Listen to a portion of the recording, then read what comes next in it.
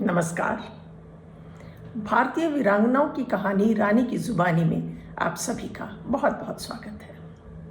आज हम अपनी 10वीं श्रृंखला पर पहुंच चुके हैं और अपनी वीरांगनाओं को याद करते करते हमने बहुत जानकारियां उनके बारे में पाई और बहुत हमको प्रेरणा मिली उनकी जीवन से और उनकी बहादुरी से।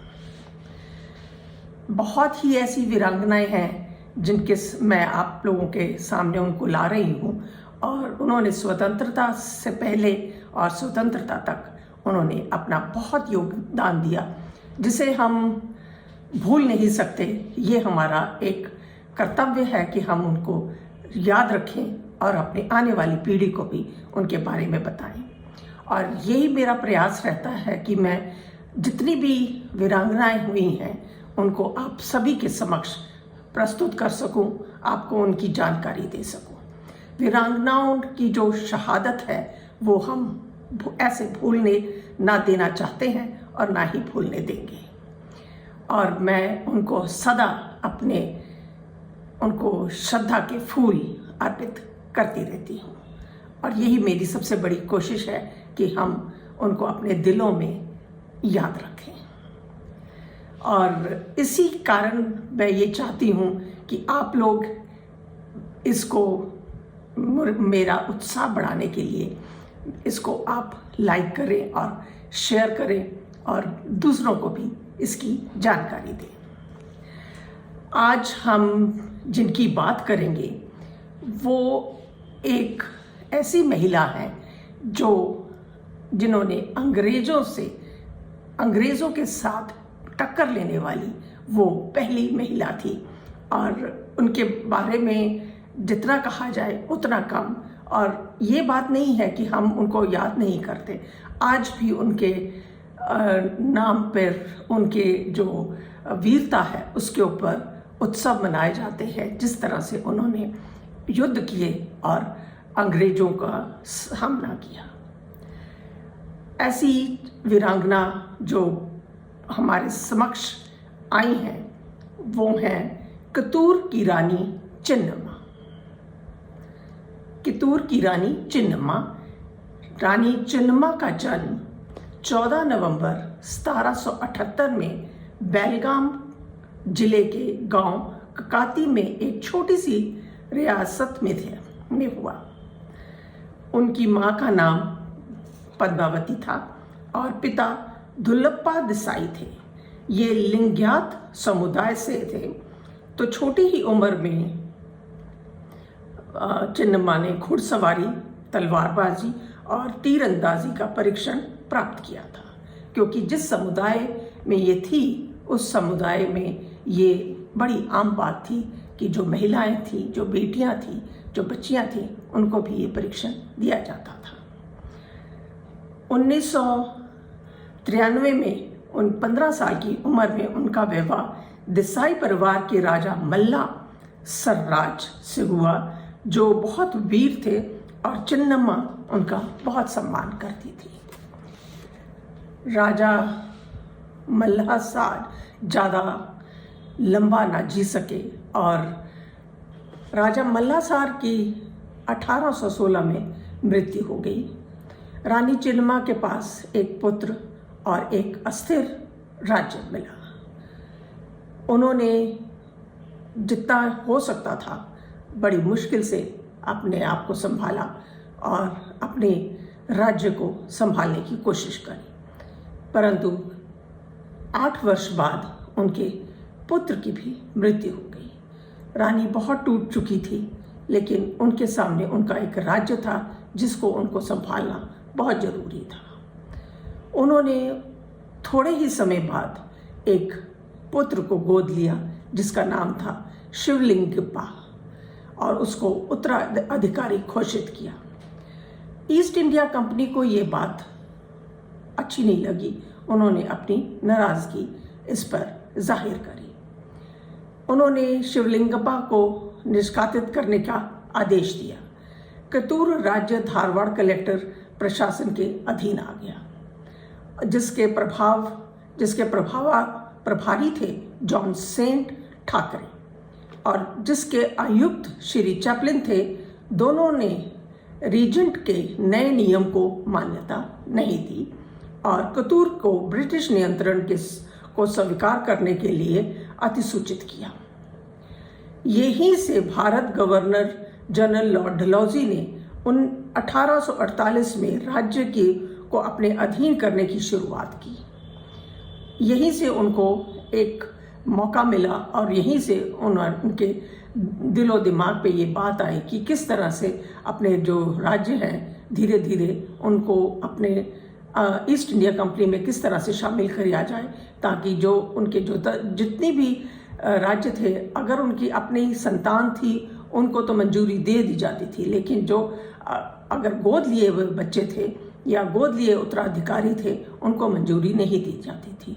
और क्योंकि ये उनका सबसे बड़ा एक था कि हम ईस्ट इंडिया कंपनी को इस तरह से धीरे धीरे करके उसको बढ़ा सकते हैं और ये जो छोटे छोटे राज्य हैं उनको मिला सकते हैं। उनको जो 1825 में रानी चिन्नम्मा ने बॉम्बे प्रांत के लेफ्टिनेंट गवर्नर एल्फस्टाइन को एक पत्र भेजा और अपना मामला दायर करवाया, परंतु इसे ठुकरा दिया गया और युद्ध छिड़ गया। अंग्रेजों ने कतूर के खजाने और मुकुट के आभूषणों के लिए संतरियों का समूह रखा, ताकि उनका जो कतूर का जो खजाना था उसे सुरक्षित रख सके और ताकि उसे कोई ले ना जा सके, जिसकी कीमत उस वक्त पर कोई 15 लाख रुपए थी। इससे सुरक्षित रखा जा सका। वहाँ जो संतरी रखे गए थे वो उसका रक्षा कर रहे थे। अंग्रेजों से युद्ध लड़ने के लिए मद्रास नेटिव हॉर्स आर्टिलरी की तीसरी टुकड़ी, जिसमें करीब 20,000 पुरुष और 435 बंदूकें थी, लेकिन रानी के पास ऐसी बड़ी सेना भी नहीं थी और बिल्कुल नए किस्म के उस वक्त के हथियार भी नहीं थे, लेकिन उसके पास जो था वो थी उसकी हिम्मत। अक्टूबर 1826 के युद्ध के दौरान पहले दौर में अंग्रेज़ों को भारी नुकसान हुआ। रानी ने बहुत वीरता से उनके साथ युद्ध किया। उनके जो सेंट जॉन ठाकरे थे, कलेक्टर राजनीति एजेंट, युद्ध में मारे गए। रानी चिन्नम्मा ने लेफ्टिनेंट आमतूर बल्पा, 2 ब्रिटिश अधिकारी सर वॉल्टर इलियट और सर स्टीवसन को बंधक बना लिया।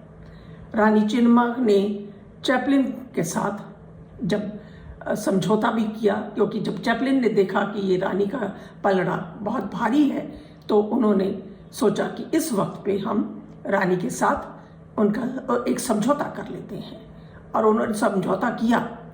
रानी ने उसको बड़ी अच्छी तरह से उस समझौते का मान रखते हुए, जितने भी उन लोगों ने बोले कि हमारे जो अधिकारी आपके बंधक हैं उनको रिहा कर दिया जाए, रानी ने वो कर दिए। उसके दिलो दिमाग पे ये बातें नहीं थी कि ये लोग हमको आगे चलकर धोखा देंगे। जो चैपलिन थे, उन्होंने युद्ध जब समाप्त हो गया उसके कुछ ही दिनों बाद उनके ऊपर दोबारा हमला कर दिया, जिससे सोलापुर के उप कलेक्टर और थॉमस मुनियोर, जो भतीजे थे उनका मृत्यु हो गई। रानी चिन्नम्मा ने डिप्टी संगोली रायना, रानी चिन्नम्मा के जो रियासत के डिप्टी थे जिनका नाम था संगोली रायना, की सहायता से जमकर युद्ध किया, लेकिन अंत उन्हें पकड़ लिया गया और बिहोल किले के कैद में उनको कैद कर लिया गया और उनको वहाँ पर रखा गया। परंतु 21 फरवरी 1829 को 51 साल की उम्र में उनका स्वास्थ्य बिगड़ने का कारण मृत्यु हो गई। संगोली ने, जो सर संगोली थे, उन्होंने ये युद्ध जारी रखा और गुरिल्ला युद्ध की तरह उसको निभाते रहे, परंतु कुछ समय बाद वो पकड़े गए और जो शिवलिंगपाख थे उनको उम्र कैद की सजा सुनाई गई और संगोली रायना को फांसी दे दी गई। जब रानी चिन्नम्मा का जो पूरा का पूरा राज्य था वो अंग्रेजों के अधीन आ गया। रानी चिन्नम्मा की विरासत और पहली जीत को कतूर आज भी हर साल 22 से 24 अक्टूबर को उत्सव आयोजित करता है और रानी चिन्नम्मा को याद किया जाता है। उनकी वीरता की कहानियाँ गाई जाती हैं, उनकी जो शोहरत थी उसके बारे में सबको बताया जाता है। उनका जो ये एक उत्सव है, ये एक तरह का बहुत ही महत्वपूर्ण उत्सव वो लोग मनाते हैं। वह भी भारतीय स्वतंत्रता आंदोलन के महत्वपूर्ण एक रानी चिन्नम्मा एक प्रतीक थी। चाहे ये जो युद्ध हुआ वो हमारे पहले स्वतंत्रता संग्राम से कुछ पहले हुआ, लेकिन सभी महिलाओं को एक प्रेरणा देके गया कि वो भी, उनमें भी इतनी वीरता है कि वो जब अपने पे आती है तो वो भी खड़ी होकर लड़ सकती है। और जो रानी चिन्नम्मा ने किया, वो एक भारत की पहली महिला थी जिन्होंने ब्रिटिश उपनिवेश के खिलाफ कतूर सेना का नेतृत्व करते हुए उसको उनके साथ युद्ध किया और उसी के रूप में उनको याद किया जाता है। ऐसी वीरांगना को हम शत शत नमन करते हैं और अगली श्रृंखला में एक और नई वीरांगना के साथ आप सभी के समक्ष फिर प्रस्तुत होंगी। तब तक के लिए नमस्कार, धन्यवाद।